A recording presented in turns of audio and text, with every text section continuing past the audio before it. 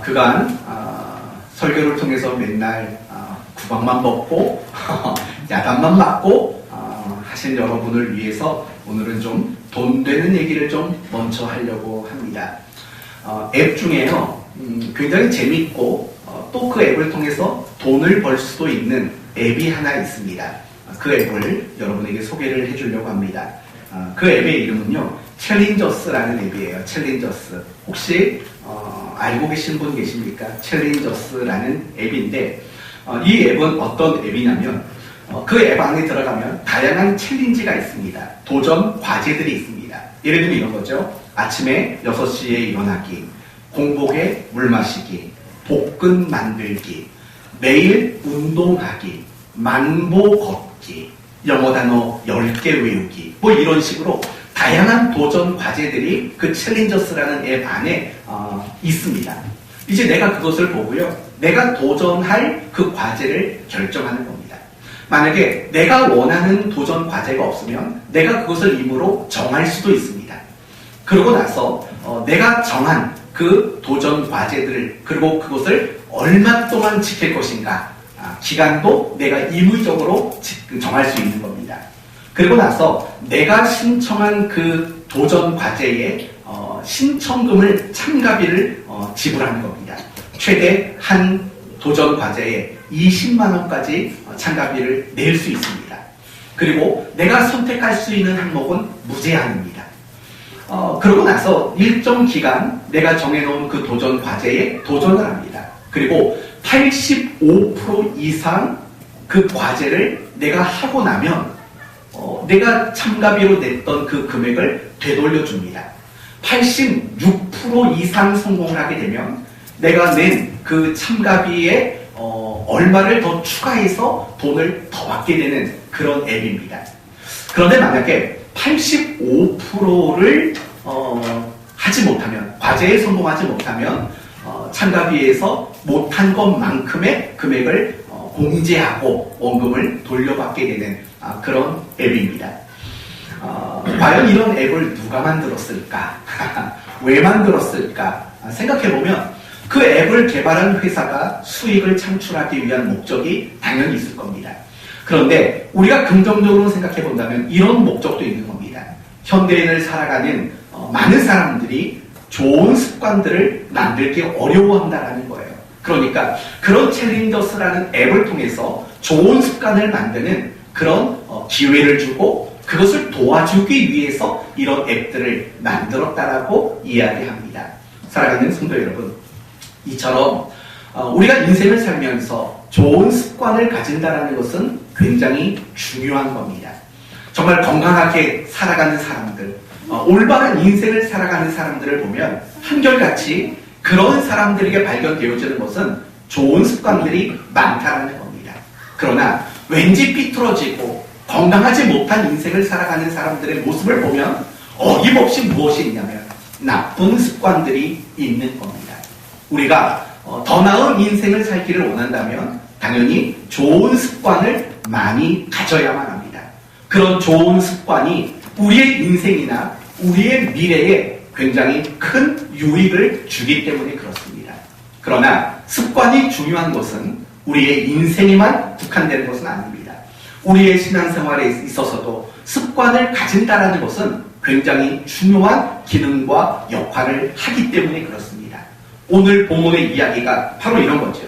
우리가 신앙생활을 하는 가운데 어떤 습관을 가지느냐, 그 습관이 무엇이냐가 우리의 신앙생활에 굉장히 중요한 역할을 한다라고 이야기를 합니다. 그러므로 오늘 말씀을 통해서 우리의 신앙생활 속에서 습관이 얼마나 중요한가를 확인하시고 여러분 모두가 신앙에 유익을 줄 만한, 신앙을 성장시킬 만한 그런 습관들을 만들어 보겠노라 라고 다짐할 수 있는 그런 시간이 되었으면 좋겠습니다. 먼저 우리의 인생에 대한 이야기를 한번 해보겠습니다. 우리의 인생 가운데 습관은 굉장히 중요합니다. 왜 중요할까요? 어떤 습관이냐가 그 사람의 행동을 결정하기 때문에 그렇습니다. 더 나아가서 어떤 습관을 가지느냐에 따라서 그 사람의 성품과 그 사람의 인격이 결정되기 때문에 그렇습니다. 더 나아가서 어떤 습관을 가지느냐에 따라서 그 사람의 미래가, 인생이 결정되기 때문입니다. 이 부분을 조금 더 구체적으로 여러분에게 설명해 보겠습니다. 여러분, 우리는 하루를 살아가면서 거의 비슷한 하루하루를 살아갑니다.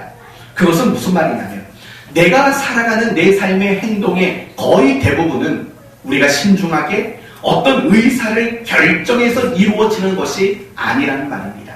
무슨 말이냐면 내 삶의 90% 이상은요, 습관에 의한 행동일 때가 많다라는 거예요. 여러분이 늘 살아가는 하루를 생각해 보세요. 나는 아침에 몇 시에 일어나는가? 그리고 나는 아침에 일어날 때 어떻게 일어나는가? 알람 소리가 나면 나는 벌떡 일어나는 스타일인가? 그러고 있죠? 저 같은 경우에는 그래요. 알람을 항상 새벽에 2개를 맞춰놔요. 3분 간격으로 2개를 맞춰놓는다고요. 근데 어느 순간 조금 더 자려고 스탑워치를 만들어 해가지고 10분 뒤에 물리도록 또 만드는 이 말도 안 되는 거시기를 하고 있더라고요. 성도 여러분, 우리가 하루를 살아가다 보면요, 아침에 어떤 사람은, 저희 아내 같은 경우는 알람 소리 일어나면요 그냥 바로 벌떡 일어나는 그런 스타일이에요. 저는 알람 소리가 나면 알람부터 꺼요. 그리고 핸드폰을 손에 쥐어요. 그리고 나서 잠깐만 더 눈 감고 있다가 살짝 눈 떠서 시계 한 번 더 보고 저는 좀 그런 스타일이라고요. 그러니까 이렇듯이 우리가 하루를 살아가는 가운데 내가 어떤 행동을 해요? 밥을 먹는 행동, 아니면 사람을 만나는 행동, 어떤 행동을 해요? 그런데 대부분이요, 그 행동들이 습관에 의해서 나타나는 행동들이에요. 내가 신중하게 생각하지 않아요. 내가 신중하게 어떻게 행동할까에 대한 의사결정이 없어요. 단지 다 습관에서 나오는 모습일 때가 사실은 많다라는 거예요. 습관이 그래서 중요한 거예요. 또 습관이란 결국 우리의 인격을 만들고 우리의 성품을 만들게 되어 있어요. 가끔씩 어떤 분들은 그런 말을 해요. 내 이 성격은 태생이라고. 태생이 뭔지 알죠? 천성이라고요. 내가 원래 태어날 때부터 이런 성격을 가지고 태어났다라고 말하고 주장하는 사람이 있어요. 사실은 그 말은 옳지 않아요. 내가 그런 성격을 가지고 그런 기질을 가지고 그런 성품을 가지게 된 것은요, 그건 사실은 습관인 거예요. 혹시라도 그게 천성이다, 타고난 거다 라고 말한다면 사실은 그것도 아닌 거예요. 설령 그게 타고난 성품이라고 할지라도 그 모습을 계속 습관화했기 때문에 지금의 성격과 지금의 성품이 된 거예요. 내가 그렇게 태어났어도 내가 그런 습관을 가지지 않으려고 노력했다면 적어도 지금과 똑같은 성격이나 성품이나 인격은 아니었다는 거죠. 결국 나의 지금의 성품은요, 내가 지금까지 살아오면서 만들어낸 습관의 결과물들이라고요. 저도 욱 하는 거 굉장히 잘해요. 딱 하면 갑자기 뭐가 확 올라와서 욱 하고 말할 때가 있어요. 저도 그런 줄 알았죠. 원래 타고난 성격이 조급하고 제가 굉장히 조급하거든요. 그래서 우리 성도들한테 뭐 일을 맡기면 그거 할 때까지 기다려야 되는데 2주 이상 못 기다리겠어요. 2주가 됐는데 그 일을 안 하면 그냥 제가 해버려야 돼요. 왜냐하면 저는 그런 게 스트레스를 받아요. 해야 될 일이 있는데 그게 한 주, 2주 이루어지지 않으면 저는 그 2주 동안 그걸 신경 쓰고 하는 에너지를 쓰는 일하고 굉장히 힘들어하는 스타일이에요. 그래서 저는 아주 조급해요. 근데 이게 다 습관의 결과물이에요. 타고난 것만이 아니라는 거예요. 여러분의 성품이나 여러분의 모든 인격들은요, 여러분이 습관으로 여러분 스스로가 만들어낸 거라는 사실을 잊지 말아야 돼요. 우리의 인생도 마찬가지예요. 우리의 모든 미래를 결정하는 것도 결국은 습관이라는 걸 여러분은 알아야 한다는 거예요. 비평가인 존 드라이든이라는 사람이 이런 말을 했어요. 처음에는 우리가 습관을 만들지만 나중에는 습관이 우리를 만든다. 이런 멋진 말을 한 거죠. 여러분, 이 말의 의미는 무엇이에요? 우리는 나도 모르게 어떤 습관을 만들어요. 그런데 결국 그 습관이 나의 미래를 결정한다라는 뜻인 거죠. 습관이 굉장히 중요하다라는 거예요. 그래서 우리나라 속담을 봐도요, 이 습관과 관련된 속담들이 적지 않다고요. 가장 대표적인 속담이 뭐가 있을까요? 습관에 관련된 3살 버릇 여든까지 간다 라는 속담이 있죠. 또 이건 좀 표현이 그런데 제 버릇 개 못 준다. 여러분, 이런 식의 표현들은요, 속담이 굉장히 중요하다는 거예요. 서양 속담에도 이런 말이 있어요. 인간의 첫 반평생 동안 얻은 습관으로 나머지 반평생을 살아간다 라는 속담이 있어요. 그만큼 속담이 너무나도 습관이 중요하다는 거예요. 그러면 이제 여러분을 생각해 봐야 돼요. 모든 사람에게는요, 좋은 습관도 있고 나쁜 습관도 있어요. 그럼 여러분 자신을 생각해 봐요. 나는 인생을 살면서 좋은 습관이 많은가? 아니면 나쁜 습관이 많은가? 그걸 생각해 보는 것은요, 굉장히 지혜로운 행동이에요. 게으름, 나태함, 조급함, 원망, 불평, 부정적인 생각, 이런 습관이 많은 사람은요, 그 인생이 절대로 건강할 수가 없어요. 그러나 반대로 부지런함, 침착함, 신중함, 또는 책 읽기, 이런 좋은 습관을 가진 사람은요, 그 인생이 건강하고 행복할 수밖에 없는 거예요.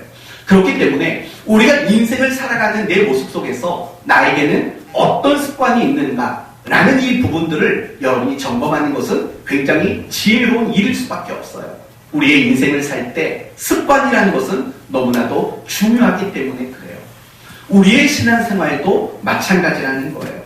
우리가 신앙생활을 잘하는 거, 또 우리가 신앙이 성장하는 거, 결국 그것은 무엇이 결정하냐면 습관이 결정하는 거예요.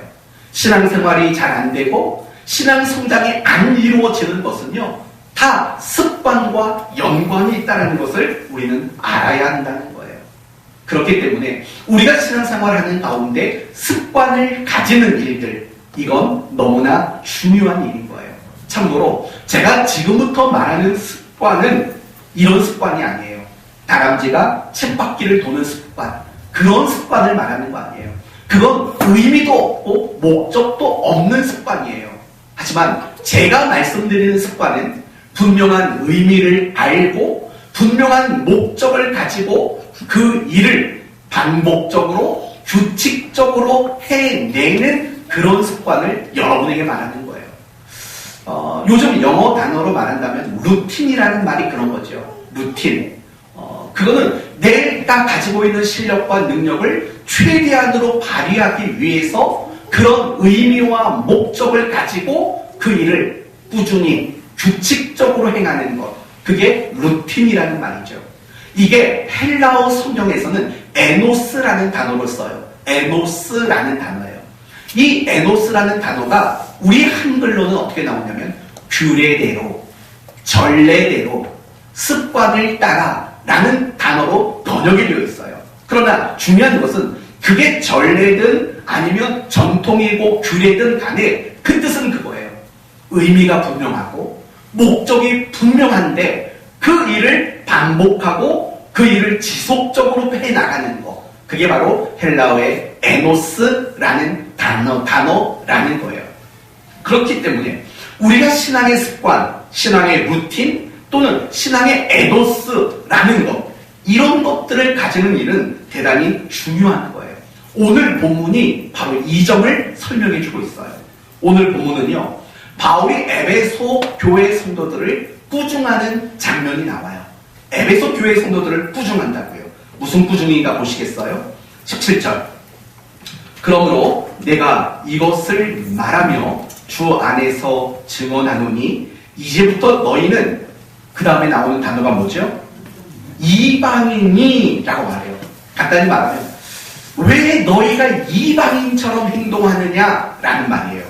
그런데 그 말을요, 18절에 가면 그들의 총명이 어두워지고 그들 가운데 있는 무지함과 그들의 마음이 굳어짐으로 말미암아 하나님의 생명에서 떠나였도다. 그러니까 이방인이라는 단어를 18절에서는 무엇에서 떠난 자라고 말하죠? 하나님의 생명에서 떠난 자다라고 이야기를 하고 있다고요. 여러분, 이 말이 무슨 말이냐면 결국 너희가 예수를 믿는 사람, 이방인이 아닌데도 불구하고 또 너희는 하나님의 생명 안에 있는 자들인데 왜 하나님의 생명에서 떠난 자 같이 살아가느냐, 이런 구종을 하고 있다는 거예요. 이제 그러면서 19절과 20절을 보시면 구체적인 이야기를 해요. 그들이 감각 없는 자가 되어 자신을 방탕에 방임하여 모든 더러운 것을 욕심으로 행하되 오직 너희는 그리스도를 그같이 배우지 아니하였느니라 라고 말하는 거죠. 그들은 이방인처럼 살았어요. 하나님의 생명에서 떠난 자처럼 살았어요. 그 결과가 뭐라고요? 그들이 자신을 방탕에 방임하고 더러운 것을 욕심대로 행하는 이런 일들이 에베소 교회 성도들에게 나타났다는 거예요. 이제 그러면서 그 이유가 무엇인가를 설명하는데 바로 22절이 그 이유를 설명해요. 22절, 너희는 유혹의 욕심을 따라 썩어져가는 무엇이라고 말하죠? 구습이래요. 구습. 여러분, 여기서 말하는 구습이 무슨 뜻이에요? 예수 믿기 이전에 가졌던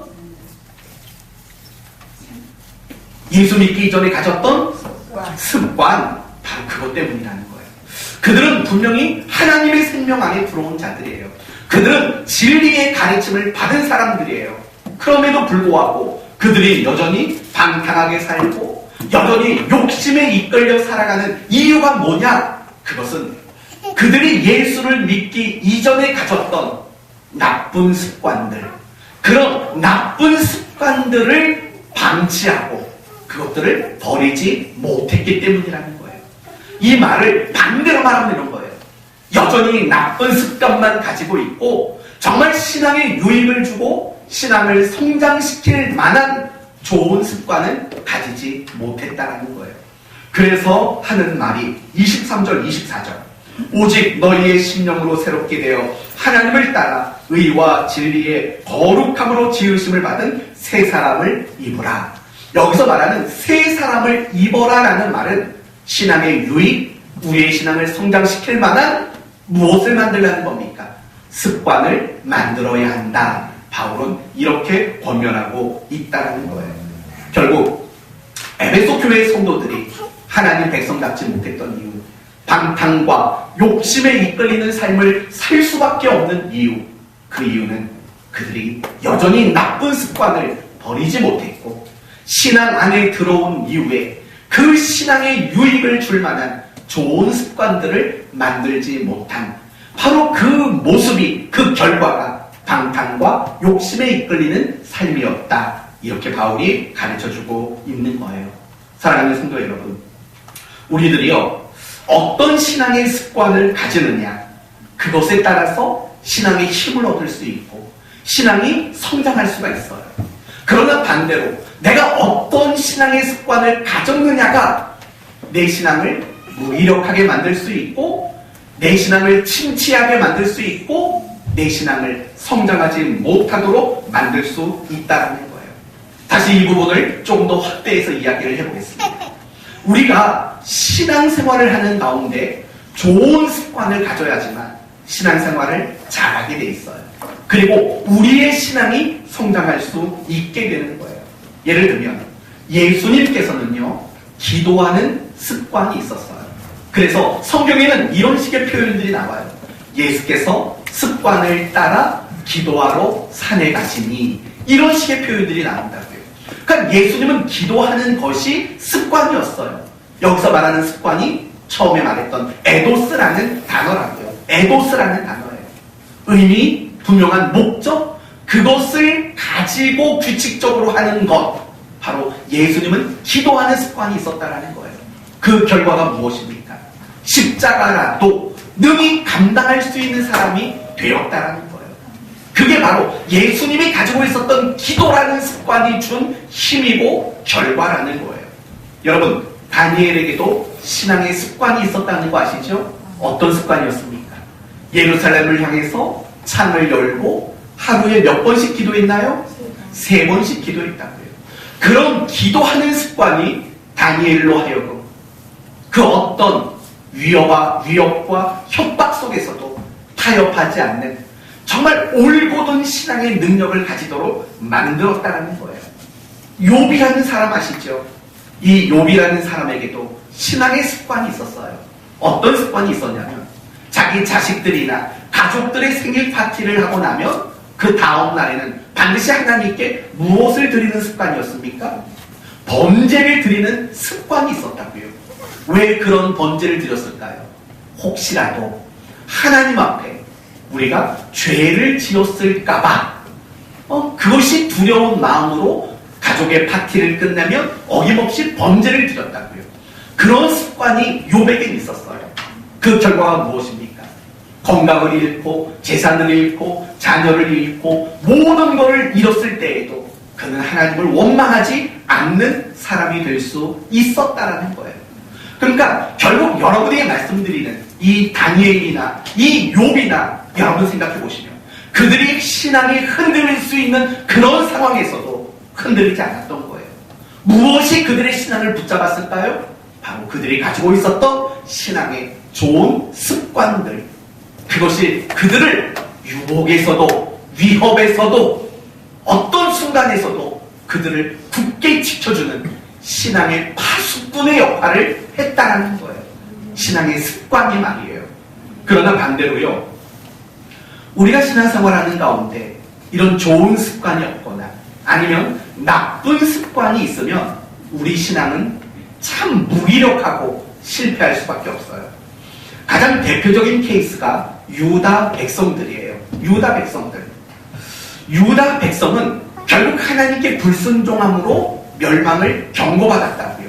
그런데 예레미야 22장 21절을 보시면 이런 말씀이 나와요.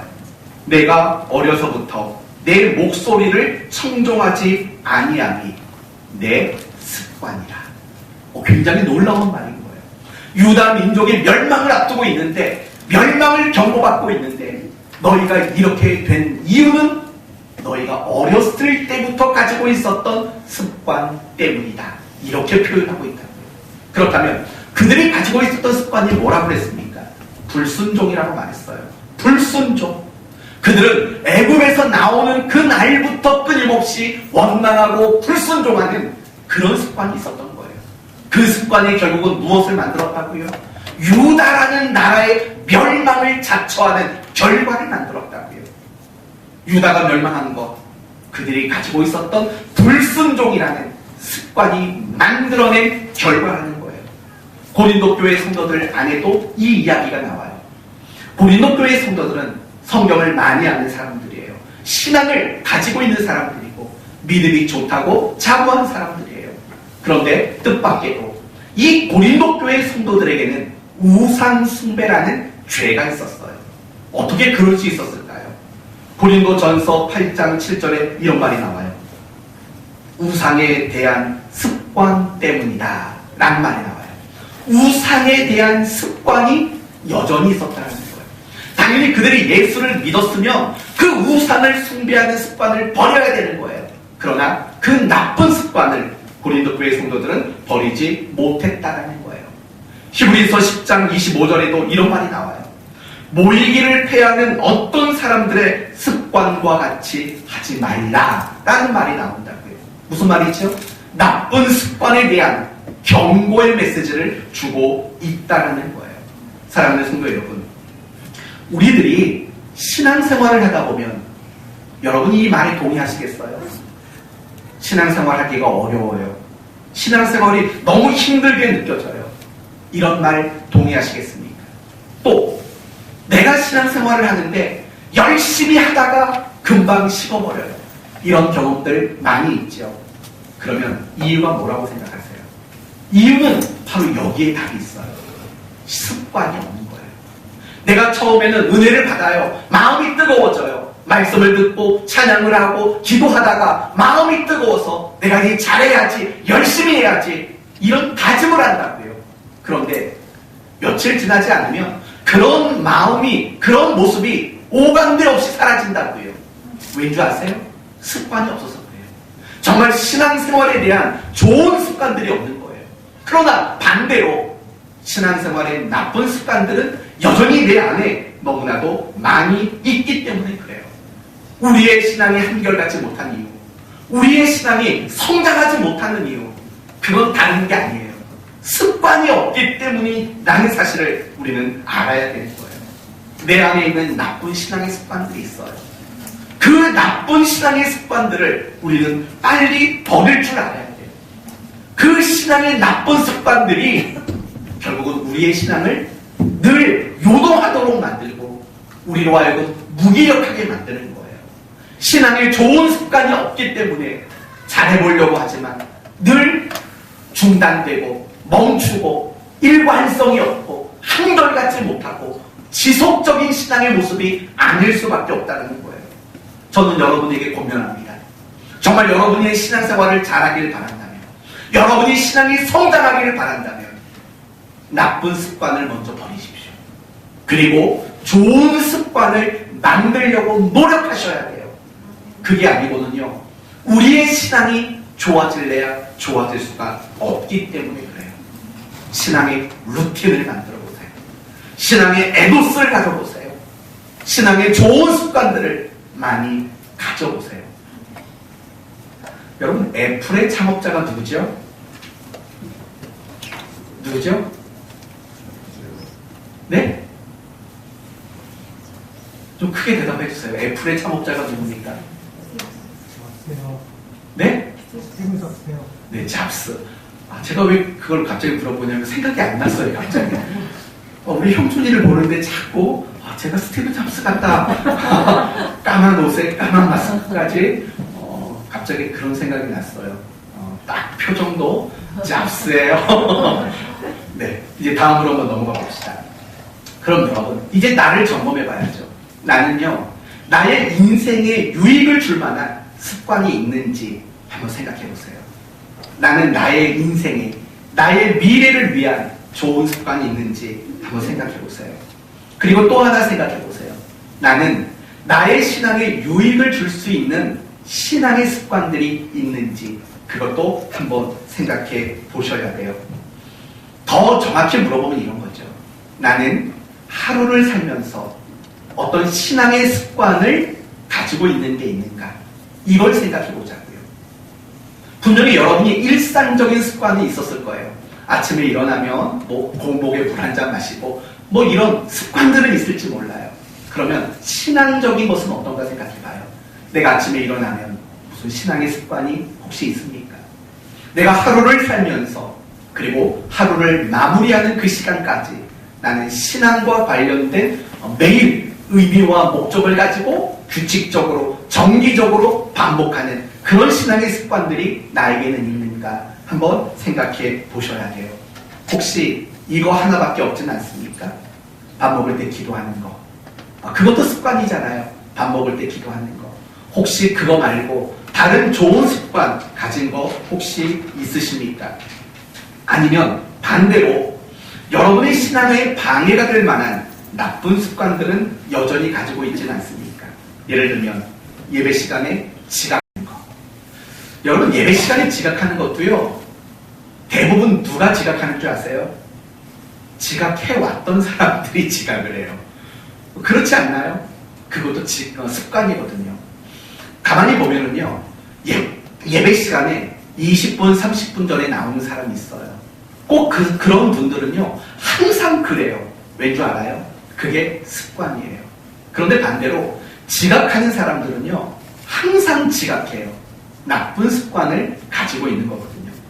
그런 나쁜 습관이 여러분에게 없는지를 생각해 봐요. 예배 시간에 조는 거. 그것도 여러분, 늘 똑같은 사람이 졸아요. 이유가 뭔지 아세요? 습관이에요. 정말 신앙생활 속에서 나쁜 습관이라고요. 예배 시간에 핸드폰 보는 거. 제가 모르는 줄 알죠? 여기서 보면은요, 딱 눈만 살짝 밑으로 깔고 있는 사람들, 다 핸드폰 보고 있는 거 알아요. 이게 느껴지거든요. 이 어깨 움직임이. 딱 있으면 요게 근육이 들쑥날쑥한다는 거예요. 그럼 뭐예요? 다 이거 넘기는 거예요, 페이지를. 혹시 예배 시간에 핸드폰 보는 습관이 있지는 않은지. 사실은 그런 것들이 나쁜 거라고요. 또는 내가 기도하는 시간에 늘 졸고 있는 것은 아닌지, 내가 하루를 살면서 핸드폰과 TV에 시간을 허비하고 있는 건 없는지, 원망하고 불평하는 습관들은 없는지 여러분 자신을 잘 점검해 보셔야 돼요. 저는 이렇게까지 말하고 싶어요. 습관이 여러분의 신앙의 상태예요. 더 정확히 말하면요, 여러분이 가지고 있는 그 습관이 여러분의 신앙의 수준이라고요. 왜냐하면 아까도 계속 반복했던 얘기가 뭐예요? 습관은 우리의 행동을 결정해요. 습관은 내 인격과 성품을 결정해요. 습관은요, 나의 미래를 결정하게 돼 있다고요. 그렇다면 여러분, 우리의 신앙 속에서 있는 습관들은 얼마나 더 그러하겠냐고요. 내가 나쁜 습관들을 가지고 있기 때문에 사실은 우리의 신앙이 좋아지질 않는 거예요. 여러분이 신앙 안에 그 나쁜 습관들, 그런 것들을 깨트리지 않고 또 신앙의 좋은 습관들을 만들지 않는다면 절대로 여러분의 신앙은 달라질 수가 없다는 거예요. 그러므로 저는 여러분들이요, 신앙의 좋은 습관들을 만들었으면 좋겠어요. 몇몇 신앙의 인물들을 예를 들어 말해볼게요. 먼저 조지 뮬러라는 사람 아시죠? 수없이 많은 고아들을 돌봤던 고아의 아버지예요. 이 조지 뮬러에게는요, 어떤 습관이 있었냐면, 어떤 일이 있으면 그게 큰 일이든 작은 일이든 기도하는 습관이 있었다고요. 그쵸? 아이들에게 무엇을 먹일 때에도 그것이 부족할 때마다 늘 기도했다고요. 기도하는 습관이 있었어요. 그 결과가 무엇입니까? 5만 번 기도 응답을 받은 사람이라는 호칭을 듣게 됐어요. 뿐만 아니라 그가 평생을 고아원 사역을 하면서 단 한 번도 아이들을 굶긴 적이 없대요. 그 사역을 정말 잘했다라는 거예요. 그런 습관이 있었다라는 거예요. 또 일본의 유명한 신학자 가가와 도요히코라는 사람이 있어요. 이 사람에게는 두 가지 생활 습관이, 신앙 습관이 있대요. 첫째는 잠을 자다 보면 나도 모르게 잠이 깨는 순간이 있잖아요. 그럴 때마다 기도를 하고 다시 잠이 들었대요. 저도 이 분의 이 습관 얘기를 듣고요, 같이 실천하려고 되게 노력을 많이 하고 있어요. 자다가 잠이 깨면은 그 주간 어떤 성도가 이것 기도해 주세요 라고 했던 것들을 기억하고 있잖아요. 그러면 그 성도를 놓고 잠깐 기도하고 다시 잠이 들어요. 그리고 이분에게 또 하나의 신앙 습관이 있대요. 그것은 무엇이냐면 아침에 일어나면 무조건 성경을 보거나 신앙 서적을 보는 습관이 있었대요. 컨디션에 따라서 어떨 때는 5분, 10분을 보고 어떤 날은 1시간을 보기도 했대요. 중요한 거는 이 신앙의 습관 두 가지를 평생 지켰다라는 거예요. 그리고 훗날 이 사람이 했던 얘기가 뭐냐면 나를 존재하게 만든 것은 그 두 가지 습관이었다라고 이야기를 했다고 합니다. 또 여러분이 어쩌면 아실 만한 분인데 빌리 썬데이라는 사람이 있어요. 이 사람은 사도 바울 이후로 굉장히 유명한 복음 전도자라고 알려진 분이에요. 이 사람은 원래 미국의 메이저리그의 유명한 야구 선수였다고요. 이 야구를 은퇴한 이후에 이 사람은 술에 빠져 살았어요. 그러다가 예수를 영접했어요. 그리고 놀라운 것은 그가 예수를 영접한 이후로 50년 동안 몇 명을 전도했는지 아세요? 100만 명을 전도했대요. 100만 명. 여러분, 우리 고양시 인구가 이제 110만 명 가까이 됐을 거라고요. 이 많은 인구를 전도를 했다는 거예요.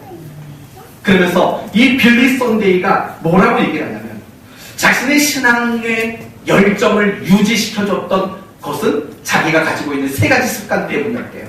첫 번째 습관은 뭐냐면 하루에 15분씩 기도하는 거, 하루에 15분씩 성경 보는 거, 하루에 15분씩 전도하는 이 세 가지 습관이 자신의 신앙을 지키고 자신의 신앙의 열정을 지켜주는 버팀목이었대요.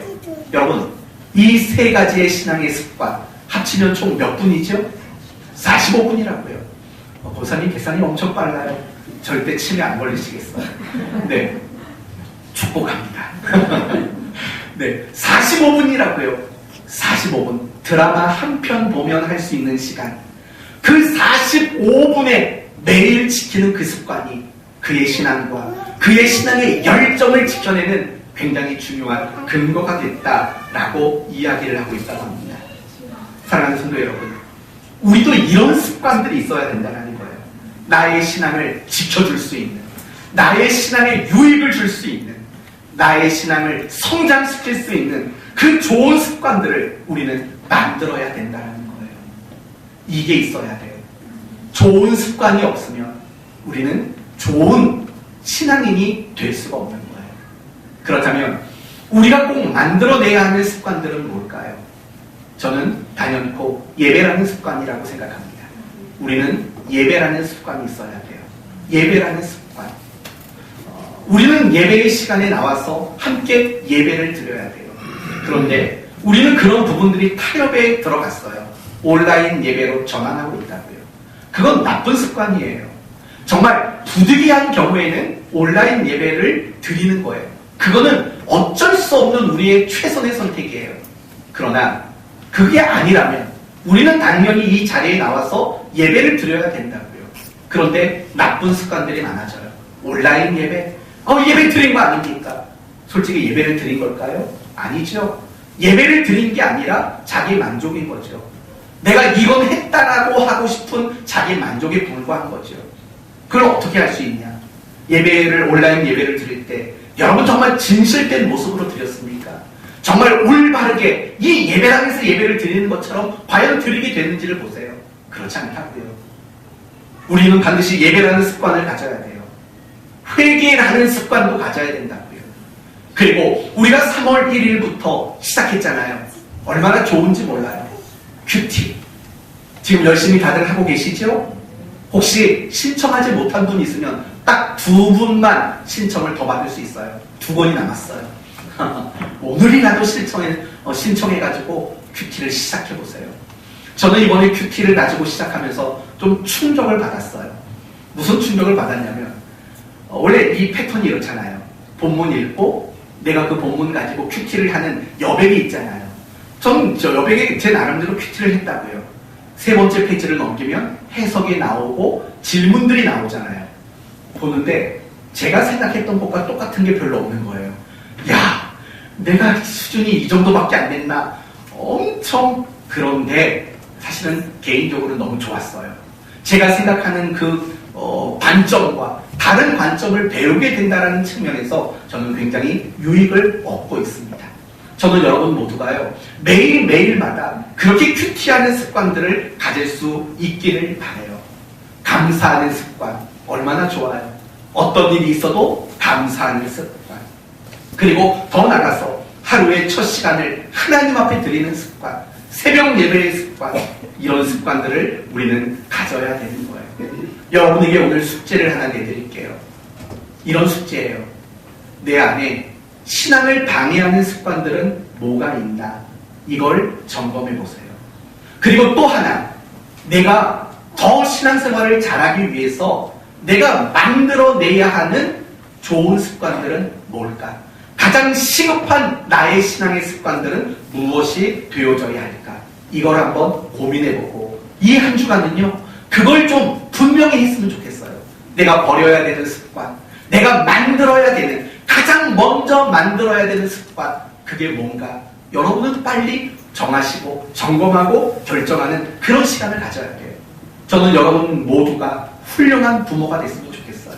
여러분, 훌륭한 부모는 어떤 부모일까요? 결국은 자식에게 좋은 습관을 만들어주는 부모가 사실은 진짜 훌륭한 부모예요. 좋은 학원에 보내주고 좋은 옷 입혀주고 맛있는 음식만 해주는 게 좋은 부모가 아니라고요. 진짜 좋은 부모는요, 그 아이가 인생을 살면서 특히 신앙생활 가운데 좋은 습관을 가지도록 도와주는 부모, 그게 진짜 훌륭한 부모라고요. 성도 여러분, 이건 여러분이 잘 점검해 봤으면 좋겠어요. 나는 훌륭한 부모인가? 뭘 잘해줬냐라는 걸 물어보는 게 아니에요. 습관을 만드는데 도움을 준 게 있는가? 내가 내 아이에게 어떤 습관을 가지도록 그걸 지속적으로 도와준 게 있는가?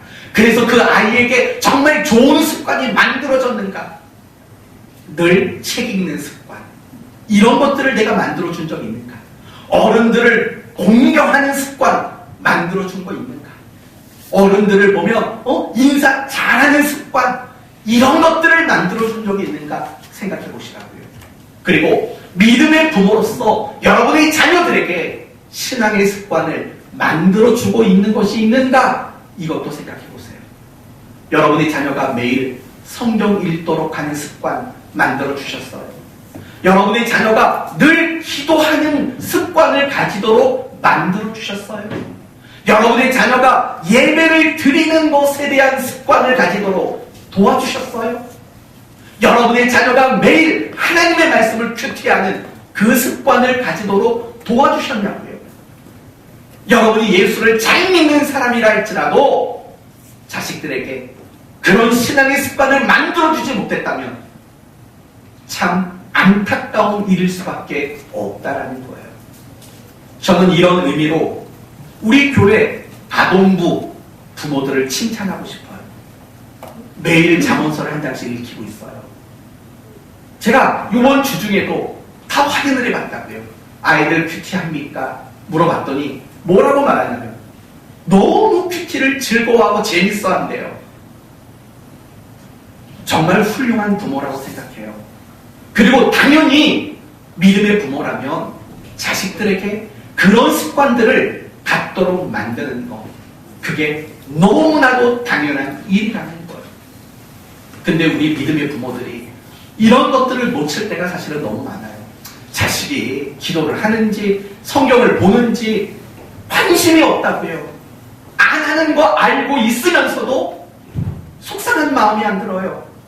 그런데 어떻게 좋은 부모라고 말할 수 있냐고요. 그건 좋은 부모가 아니에요. 물론 세상적으로 좋은 거 입혔다면 세상 사람들은 좋은 부모라고 하겠죠. 그러나 하나님도 그렇게 말할까요?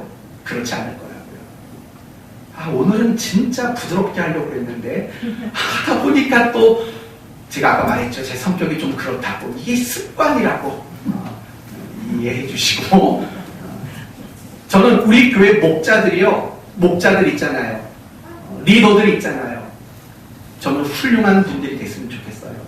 훌륭한 목자란 결국은 내 목원들이 신앙의 좋은 습관을 가지도록 도와주는 것, 그게 훌륭한 목자라고요. 그 일을 우리 모두가 해내야 돼요. 사랑하는 성도 여러분, 오늘 저는 여러분에게 신앙생활을 잘하는 방법을 설명하고 있는 거예요. 그건 나쁜 습관을 버리는 거예요. 그리고 좋은 신앙의 습관들을 많이 가지는 일이에요. 그러나 우리가 어떤 신앙의 습관을 새로 만드는 거 쉬운 일일까요? 어려운 일일까요? 그건 굉장히 어려운 일이에요. 왜냐면요, 습관이라는 것 자체는요, 하루아침에 만들어지는 게 아니에요. 습관은 오랜 시간에 걸쳐져서 형성되어지는 게 습관이라고요. 그래서 내가 가지고 있는 이 나쁜 습관을 없애는 게 어려운 거예요. 오랜 세월 동안 형성된 거니까, 습득된 거니까. 그거 없애는 것도 어렵고, 그걸 없애고 새로운 습관을 만드는 거, 그건 역시 더 많이 어려운 거죠. 여러분 모차르트 잘 아시잖아요. 유명한 작곡자이면서도 굉장히 유명한 바이올리니스트예요. 굉장히 바이올린을 잘하는 사람이라고요. 그 소문을 들은 어떤 사람들이 이 모차르트에게 와가지고 바이올린을 배우겠다는 거예요. 그 모차르트는 제일 먼저 그걸 물어봤대요. 바이올린을 배운 적이 있습니까? 라고 물었대요. 예, 있습니다. 라고 말하면 수업료를 2배로 내라고 했대요. 그러나 없습니다. 라고 말하면은요, 수업료를 깎아줬대요. 왜 그럴까요? 잘못 배워왔던 습관을 가지고 있으면 그걸 고쳐서 좋은 습관이 되도록 만드는 일이 그만큼 어려웠기 때문이라는 거예요. 우리 신앙생활도 마찬가지인 거예요. 분명히 우리 모두에게는요, 신앙에 나쁜 습관들이 있어요. 툭 하면 원망부터 나오는 거, 툭 하면 나 몰라 하는 거, 툭 하면 나 안 해 해버리는 거, 나쁜 습관들이 많다고요. 그거 고쳐내는 거 여간 어려운 일이 아니에요. 그럼 왜 그 일들이 어려울까요? 왜 쉽지 않을까요? 그 이유에 대해서는요, 제가 읽었던 책 한 권에서 소개를 드릴게요. 나를 위한 행복한 습관 만들기라는 책이 있어요. 이 책에서는요, 우리가 습관을 만드는 게 어려운 이유에 대해서 이렇게 말을 해요. 익숙한 것에 대해서 안주하려는 현상 유지 메커니즘 때문이다. 쉽게 말하면 항상성 때문이다. 항상성 때문이다. 라고 말해요. 이 부분을 설명해 드릴게요. 여러분, 담배를 오래도록 피운 사람이 담배 끊는 거 쉬울까요? 어려울까요? 저는 그게 왜 어려운지 모르겠어요. 아니, 안 피면 되잖아요. 그치? 아니, 제 말이 틀렸어요? 안 피면 되잖아요. 여러분, 술 마시는 분, 술 끊는 거 어려워요? 안 어려워요? 안 어렵다고요. 안 먹으면 되잖아요. 그쵸? 먹고 싶어서? 아, 권사님 오늘 왜 그러세요? 먹고 싶어서. 아, 농담 삼아 이런 얘기 하나 해드릴게요. 코로나 이후로 우리가 성찬식을 한동안 못했잖아요. 술 좋아하시는 어떤 집사님들이 왜 성찬식을 안 하냐고 물어보는 성도들이 꽤 있대요. 네, 이건 농담이고요. 그런 거예요. 우리가 언뜻 보기에 안 피면 되고 안 마시면 돼요. 근데 담배 못 끊고 술을 못 끊어요. 이유가 뭐냐면 두 가지 때문에 그래요. 니코틴과 알코올 때문에 그래요. 이게 무슨 말인고 하니 이런 거예요. 담배를 오래도록 피우면은요, 매일 내 몸에 들어오는 니코틴의 양이, 용량이 정해져 있다고요. 술 먹는 것도 마찬가지예요. 소주 한 병씩 먹는다는 거 한다면, 제가 매주마다 요즘에 술 얘기하네요. 그것도 소주 얘기만. 그 한 병을 마시면 그 한 병 안에 있는 알코올의 용량이 있다고요. 그걸 반복해서 꾸준히 먹고 습관이 되면은요, 내가 그걸 안 먹으면 그 니코틴의 용량이 채워지기를 갈구하는 마음이 생기는 거예요. 늘 그만큼의 니코틴과 그만큼의 알코올이 들어오는 것을 유지하고 싶어하는 항상성이라는 것이 나타난다는 거예요. 그것 때문에 술과 담배를 못 끊는다라는 거예요. 나머지도 마찬가지예요. 어떤 음란물에 중독된 사람들 보면은요, 내가 매일 보게 되는 그 자극적인 영상, 그것만큼의 항상성을 가지려고 하는 거예요. 그래서 못 끊는 거예요. 모든 중독이 다 그거예요. 마약 중독이며, 또는 도박 중독이며, 성 중독이며, 게임 중독이며, 미디어 중독. 우리 중고등부 학생들 미디어 중독 굉장히 많잖아요. 왜 못 끊는 줄 아세요? 항상성 때문에 그래요. 내가 매일 자극받아왔던 그 영상, 그 핸드폰에 의해서 내가 느껴왔던 그것들, 그게 채워지지 않으면 불안하고 괴로운 거예요. 그게 중독인 거예요. 항상성이 생기는 거, 그게 결국은 중독이라는 거예요. 우리의 신앙생활도 마찬가지인 거예요. 나쁜 습관을 버리고 좋은 습관을 만들지 못하는 이유는요, 현상을 유지하고자 하는 메커니즘, 항상성 때문이라는 거예요. 지금에서 달라지고 싶지 않은 거예요. 지금의 그 모습에서 유지하고 싶은 거예요. 지금의 편안함, 지금의 방식, 지금의 안락함, 여기에서 벗어나기 싫어하는 항상성 때문에 그렇다라는 거예요. 그것 때문에 우리는 사실은 이런 습관들을 버리고 새로운 습관을 만드는 일들, 그게 어렵게 느껴질 수밖에 없는 거예요. 그렇다면 우리가 결국 습관을 만들기 위해서는 무엇을 깨트려야 하냐면 그 항상성, 그것을 깨트려야 돼요. 현상을 유지하고자 하는 메커니즘을 깨트리지 않으면 우리는 습관을 만들지 못해요. 그렇기 때문에 결국에는 습관을 만드는 방법은 뭐냐? 반복과 지속적인 노력인 거예요. 반복과 지속적인 노력. 여러분, 공부의 신이라는 업체의 대표 강성태 씨를 아시죠? 이 사람이 지은 책 중에 이런 책이 있어요. 강성태 66일 공부법이라는 책이 있어요. 이 사람의 주장은 되게 간단해요. 그 사람이 공부를 잘하느냐 못하느냐는 66일 안에 결정난대요. 무슨 말인고 하니 이렇게 말하는 거예요. 여러분, 왜 공부를 못할까요, 학생들이? 공부 못하는 이유가 뭘까요? 누구한테 물어보면 정답이 나올까요? 그래도 공부 꽤 잘했던 지우기. 학생들이 공부를 못하는 이유가 뭘까요? 집중. 우리 형준아, 학생들이 공부를 못하는 이유가 뭘까?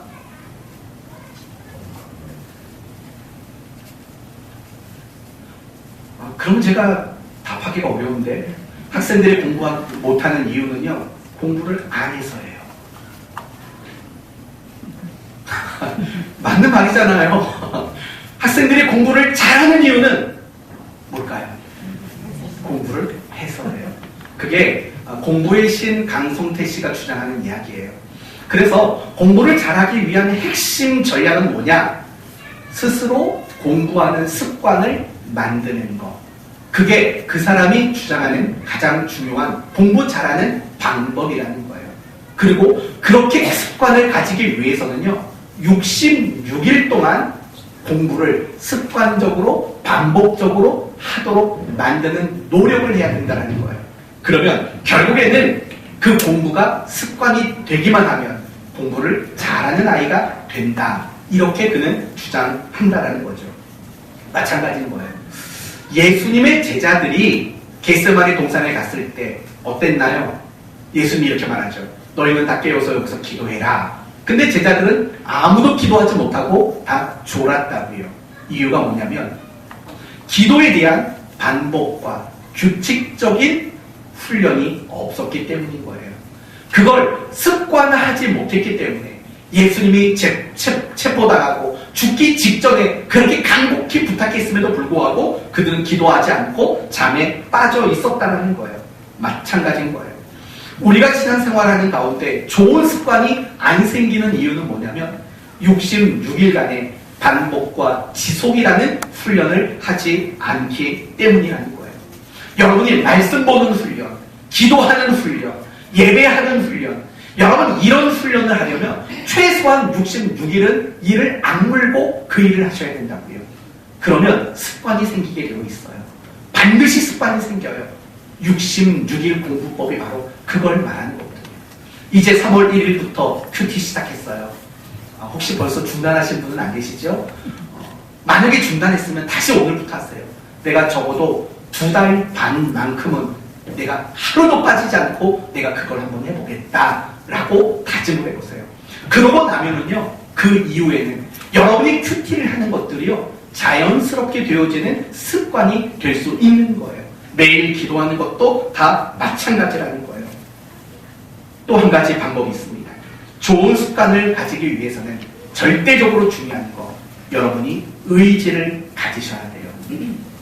우리가요, 알잖아요. 큐티 해야 된다는 거, 예배생활 잘해야 된다는 거, 기도해야 된다는 거 알잖아요. 그거 아는데 안 되는, 그걸 노력하지 않는 이유가 뭘까? 가장 근본적으로는요, 내 의지가 발휘되지 않는 거예요. 내가 큐티하는데, 내가 예배하는데, 내가 기도하는 일에 내 의지가 동원되지 않는 거예요. 그래서 못하게 되는 거예요. 오늘 본문이 자세히 보시면 그 이야기를 명확하게 이야기하고 있어요. 먼저 17절을 보세요. 17절을 보시면은요, 그러므로 내가 이것을 말하며 주 안에서 증언하노니 이제부터 너희는 이방인이 그 마음에 허망한 것으로 행함같이 행하지 말라. 지금 에베소 교회의 성도들이 야단맞는 게 뭐라고 그랬어요? 하나님 생명에서 떠난 것처럼 왜 방탕하고 왜 욕심 가운데 행하느냐라고 꾸중을 들었잖아요. 다시 말하면 왜 좋은 습관을 만들지 못하고 나쁜 습관을 버리지 못하느냐를 꾸중받았다고요. 그런데 그 이유를 뭐라고 말하냐면 17절, 그 마음에 허망한 것으로 행함같이라고 말을 해요. 그러면서 18절에는 그들의 총명이 어두워지고 그들 가운데 있는 무지함과 그들의 무엇이? 마음이 굳어짐으로 말미암아. 여러분 17절과 18절이 공통적으로 강조하는 게 있어요. 그게 뭔지 아세요? 마음이에요. 17절은 마음이 허망하다, 18절은 마음이 굳어졌다라는 거예요. 그러면서 19절에는 그들이 결국 감각이 없는 자가 되고 말았다라는 거죠. 그러니까 여기서 말하는 마음이 허망하고 마음이 굳었다라는 말들은 다 무슨 말이냐면 너희가 그럴 의지가 없다라는 것을 지적하고 있는 이야기예요. 분명히 나쁜 습관이 있어요. 고쳐야 돼요. 근데 왜 못 고쳤느냐? 의지가 없는 거예요. 그걸 고쳐야겠다라는 의지가 서질 않는 거예요. 좋은 습관을 만들어야 돼요. 의와 진리와 거룩과 관계된 좋은 습관들을 만들어야 된다고요. 근데 안 돼요. 왜 안 되느냐? 사실은 의지가 동원되지 않기 때문이라는 거예요. 의지의 감각을 잃어버렸어요. 의지가 굳어버렸어요. 의지가 험한 데만 향하고 있어요. 그 결과 나쁜 걸 버리지도 못하고 좋은 걸 만들지도 못하는 그런 지경에 에베소 교회 성도들이 놓여 있었다는 거죠. 결국 저는 이걸 여러분에게 강조하고 싶어요. 우리가 인생의 문제든 신앙의 문제든 나쁜 습관은 버려야 돼요. 그렇죠? 그리고 좋은 습관들을 만들어야 된다고요. 그걸 위해서는 반복과 지속이라는 노력이 필요해요. 적어도 66일간의 노력이 필요하다고요.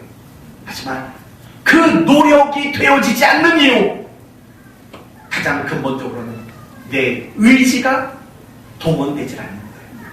내 의지가 발현되지 않는 거예요. 더 쉽게 말하면 내 마음이 그럴 생각이 없는 거예요. 늘 여러분에게 강조하는 표현 중에 하나가 이거예요. 마음이 모든 걸 결정해요. 오늘 여러분이 이 자리에 나온 거 마음이 결정하는 거예요. 모든 건 마음이 결정한다고요. 다시 말하면 의지가 결정해요. 의지가. 이걸 조금만 더 넓은 의미로 말한다면 여러분의 자유의지가 결단한다고요. 예수를 믿는 사람들에게는 자유의지가 있어요. 예배를 나올 수 있고 나오지 않고, 하나님의 뜻대로 살 수 있고 살 수 없고, 내가 말씀과 기도의 생활을 하고 안 하고라는 이 모든 일에 대한 자유의지가 우리에게 있다고요. 하나님은 강압적인 분이 아니에요. 그분은 인격적인 분이시고 우리를 인격적으로 대우하시는 분이세요. 그래서 우리에게 자유의지를 주셨어요. 우리에게 허락된 그 자유의지를 가지고 우리는 나쁜 습관을 버리려는데 의지가 동원돼야 돼요. 의지가 그 속에 담겨야 된다고요. 좋은 습관을 만드는 데에도 우리의 의지가 담겨 있어야 된다고요. 여러분, 아까 담배 끊는 게 뭐가 그렇게 어렵습니까? 라고 말했잖아요. 의지가 동원돼야 돼요. 그게 동원되지 않는 거예요. 술 문제도 마찬가지예요. 이런 예화가 있지 않습니까? 마음이 불안해지기만 하면은요, 종이를 막 찢는 사람이 있대요. 정신과에 가서 상담을 받았어요. 선생님, 저는 마음이 조금만 불안해지면 눈에 보이는 종이라는 건 다 찢고 다닙니다. 그래서 선생님이 이렇게 물어봤대요. 혹시 어렸을 때 종이에 대한 상처가 있으셨습니까? 당신을 괴롭혔던 사람이 뭐 종이공장 사장이었습니까? 뭐 이런 얘기를 하잖아요. 아무리 상담을 받아도 답이 안 나오더래요. 그런데 문득 어느 날 어떤 사람이 그냥 그 얘기를 했대요.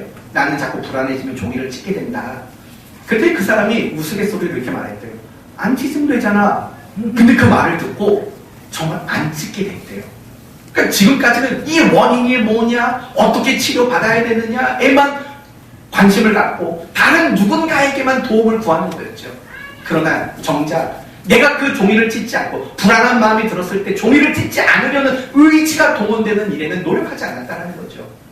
우리의 신앙생활도 똑같은 거예요. 여러분, 신앙생활은요, 정말 쉽게 하는 방법이 있어요. 그게 뭐냐면 여러분의 마음을 향하게 만들면 돼요. 여러분의 의지를 동원하도록만 하면 돼요. 그러면 자연스럽게 여러분의 신앙생활은 흘러가게 되어 있어요. 그런데 결국 궁극적으로 문제는, 부딪히는 걸림돌은 뭐냐면 도무지 의지가 동원되지 않는다고요.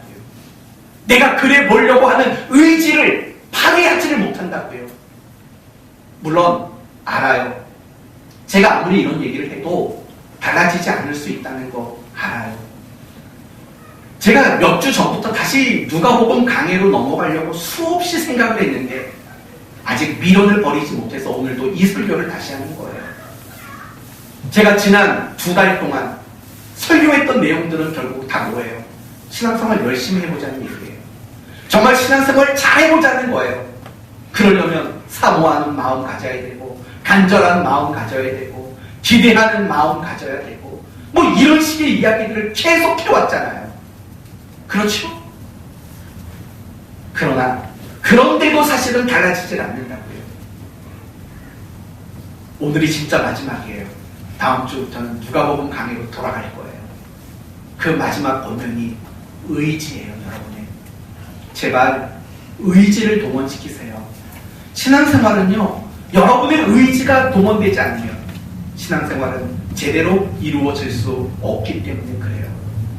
물론 의지라는 게 잔소리 한다고 되는 건 아니잖아요. 저는 이 설교 준비하면서 제일 많이 기도했던 게 그거예요. 하나님, 우리 성도들이 오늘 말씀을 듣고 정말 의지를 동원하고 의지를 발휘할 수 있는 마음이 생기도록 하나님 은혜 주십시오. 사실 이거밖에는 제가 할 수 있는 일이 없더라고요. 정말 의지가 동원되기를 여러분 기도하셔야 돼요. 의지 없이는 여러분의 신앙생활을 제대로 할 수 없기 때문에 그래요. 이제 말씀을 마치겠습니다. 습관은 그 사람의 행동을 정해요. 습관은 그 사람의 인격과 성품을 결정해요. 습관은 그 사람의 미래를 결정하게 되어 있어요. 신앙생활도 마찬가지예요. 정말 신앙생활을 잘하느냐 못하느냐의 문제는 결국은 나쁜 습관을 얼마나 버리고 좋은 신앙의 습관들을 얼마나 많이 갖느냐가 결정하게 되어 있어요. 여러분의 신앙이 늘 걸림돌에 걸리고 여러분의 신앙이 늘 침체하고 여러분의 신앙이 늘 무너지는 이유가 결국은 습관이 없기 때문에 그래요. 좋은 습관들이 있어야 여러분의 흔들림을 막아주고 여러분의 무너짐을 지켜줄 수 있거든요. 신앙의 좋은 습관들 가지셔야 돼요. 그것을 위해서는 여러분의 의지가 동원돼야 돼요. 그리고 반복적이고 규칙적이고 지속적인 노력을 여러분은 할 줄 알아야 돼요. 그래서 여러분 모두가 신앙의 유익을 줄 만한 좋은 습관들을 많이 만드시고 그 습관으로 여러분의 신앙이 건강하고 그 좋은 신앙의 습관 때문에 여러분의 신앙이 날마다 성장하게 되는 여러분 되시기를 예수 그리스도의 이름으로 축원드립니다. 아멘.